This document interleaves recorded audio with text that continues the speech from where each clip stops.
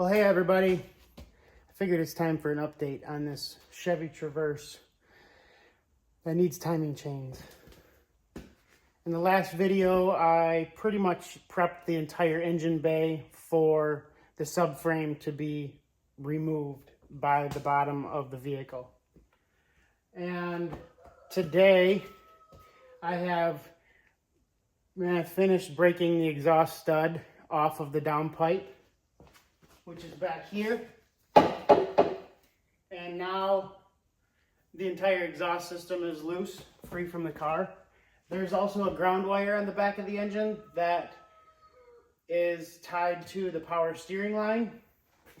And that's up here, right on the back of the head.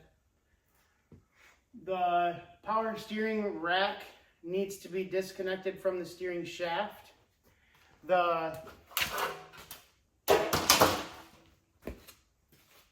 The upper strut mounts are all taken away from the car.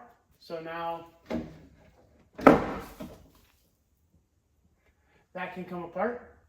The brakes and speed sensors have been removed from the spindle so they can stay with the car. And now I have to figure out if I can get this AC pump removed and tucked up into the radiator area.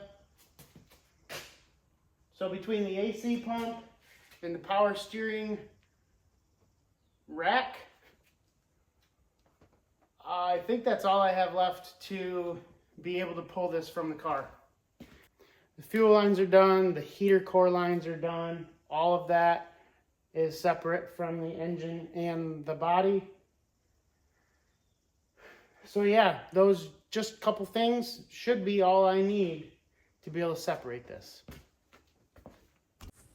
In the last video, I mentioned the use of jack stands. You can see the little red jack stand that I use to block the car from dropping down any further and crushing my little cradle roller rack. I am thankful for the ability to lift the car up, drop it back down, lift it up as needed, and get this removed safely. Well, there we have it. We officially have a 3.6 liter Chevy Traverse engine and its whole cradle out of the car on a rolling stand. So we can take all that apart. We got to take the accessories off. We got to take the whole belt drive system off. We've got to take the entire top end apart, valve covers, intake. And then we can pull the timing set apart. Got to take that crank bolt out. We got to remove that harmonic dampener. And then it's time to do timing chains. This is probably one of the worst designs already from the get-go when it comes to this job.